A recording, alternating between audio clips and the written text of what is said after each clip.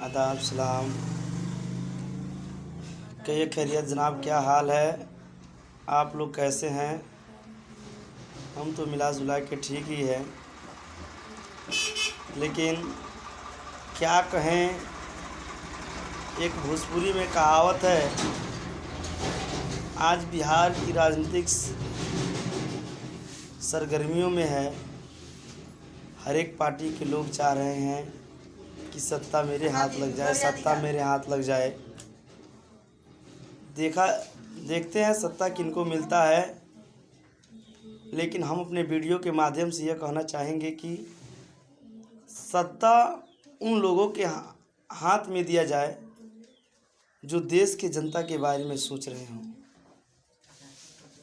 जो देश के जनता के दुख दर्द को समझ रहे हों।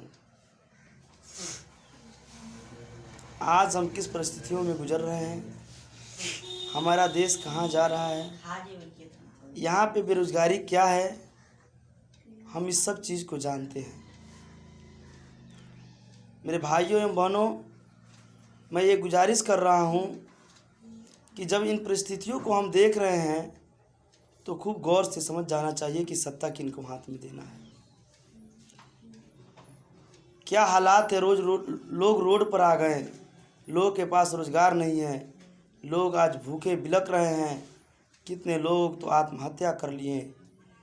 ये कोरोना वायरस महामारी है तो एक तरफ बेरोज़गारी है। क्या हुआ, ये बीजेपी सरकार जो हमसे वादा की थी कि हम इतने एक साल में 2 करोड़ नौकरियां दिलाएंगे, क्या हुआ इन नौकरियों का? ये हमसे वादा की थी कि आपके खाते में 15-15 लाख रुपये जाएंगे। क्या हुआ ये? जब इस बात को पूछा गया अमित शाह से, तो अमित शाह कह रहे हैं कि जुमला था, चुनाव के जुमलेबाजी थे, ये अच्छा नहीं है। और आप लोग ये भी देख लीजिए कि देश के चौकीदार जो बने बैठे हैं, क्या चीज़ के नाम पर बने थे कि हम देश को चौकीदारी करूँगा, और क्या हालात है हमारे देश का, क्या हालात बना के रख दिया गया। रेलवे निजीकरण हो रहा है, लाल किला गिरवी रख दिया गया, कौन कौन से काम ये कर दिए। इसके अलावा बिहार का हालात बहुत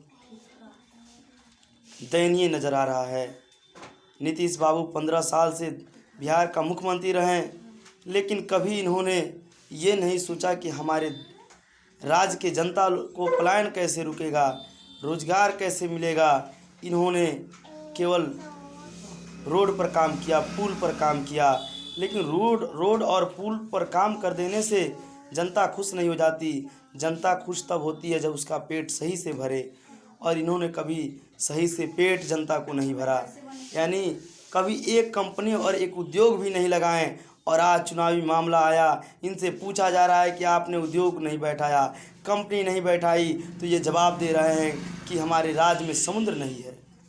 बताइए कितना जवाब में रफ जवाब है कि हमारे राज्य में समुद्र नहीं है। क्या हम पूछना चाहते हैं कि दिल्ली में समुद्र है, उत्तर प्रदेश में समुद्र है, और सब बहुत दिग्गज राज्य है जहाँ पे एक से एक कंपनियां हैं और हर जगह समुद्र ही है जहाँ बड़े बड़े उद्योग बैठे हुए हैं। इनका जवाब ये कुछ ही बोलकर निकलना चाहते हैं, लेकिन निकल नहीं सकते हैं।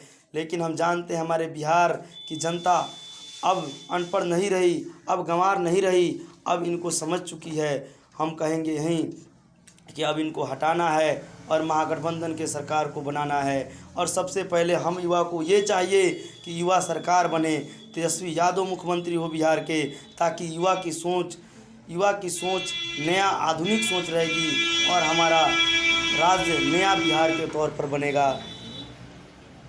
उसके अलावा ये बता दूं कि हमारे राज्य में कितने लोग हैं जो इस चीज़ से गुजर रहे हैं, जिनके पास अपने लिए रहने का घर नहीं है। आज यह भी देख लिया जाए हमारे राज्य की क्या हालात है इस बच्चों से पूछिए स्कूल और कॉलेजों के हालात। जब बच्चे स्कूल गए थे, मार साहब क्या क्लास में आए थे, कौन चैप्टर पढ़ाई हुआ है, तो पता चलेगा क्लास में तो गए थे, मार साहब पढ़ाने आए ही नहीं थे। और उनको कितना पढ़ाने आ रहा है, कैसे हालात बन चुका है इस राज्य का, हम कभी नहीं सोचते। शायद ये राज्य को हम उठाने की कोशिश करते तो कभी ही उठ गया रहता। आज इसको इस हालात से नहीं जूझना पड़ता। इसीलिए हम फिर से कहेंगे कि हम महागठबंधन को जिताए। जहाँ से भी मेरे भाइयों जो हाथ छाप यानी जो कांग्रेस के टिकट पर लड़ रहा हो या लालटेन के यानी यहाँ तक यानी राजद के टिकट से जो लड़ रहा हो, सबको हम विजयी बना के विधानसभा में भेजने का काम करें और तेजस्वी यादव को मुख्यमंत्री बनाने का काम करें। क्योंकि अगर हम युवा को सरकार बनाते हैं तो हमारा राज तभी तरक्की कर पाएगा। हम देख चुके हैं, नीतीश कुमार बाबू को 15 साल दे दिए हैं, ये पलटू राम से कुछ नहीं होने वाला है। ये पलटू राम तो पलटते ही गए, ये कहाँ कुछ किए हैं, ये कहाँ कुछ किए। ये तो 2013 में बयान दिए थे कि मिट्टी में मिल जाऊंगा लेकिन बीजेपी में नहीं मिलूंगा, क्योंकि ये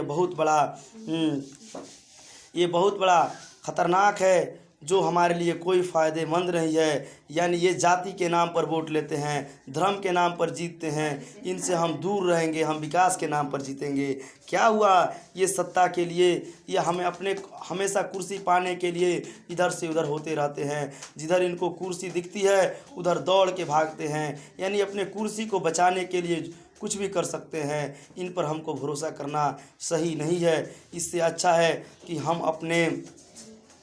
अपने आप पर निर्भर होकर अपने खुलूस नीयत से सोचें कि कौन हमारे लिए अच्छा काम कर सकता है और कौन हमें नौकरी दे सकता है, कौन हमें रोज़गार दे सकता है। आज क्या हालात है, बच्चों को 30-30 साल 35-35 साल की उम्र हो जा रहे हैं और पता लग रहा है कि बड़े बड़े कॉलेज और ग्राउंड में सेट बना रहे हैं, लेकिन अभी तक कोई ना वैकेंसी आ रही है ना कभी नौकरी लगा। ये लोग अभी जूझ रहे हैं। इसलिए मैं कहना चाहता हूँ कि मौजूदा हालात के सरकार जो थी इनसे कुछ होने वाली नहीं है, बल्कि हम नया सरकार बनाएं। और देखिए पहली और तेजस्वी यादव भी ये पहले ही निर्णय लिए हैं कि अगर मैं मुख्यमंत्री होऊंगा तो पहले बैठक में 10 लाख नौकरी दूंगा। और इस बात पर हमें पूरा विश्वास है कि ये 10 लाख नौकरी देंगे, क्योंकि एक युवा की मजबूरी को समझ सकता है और दुख दर्द को समझता है।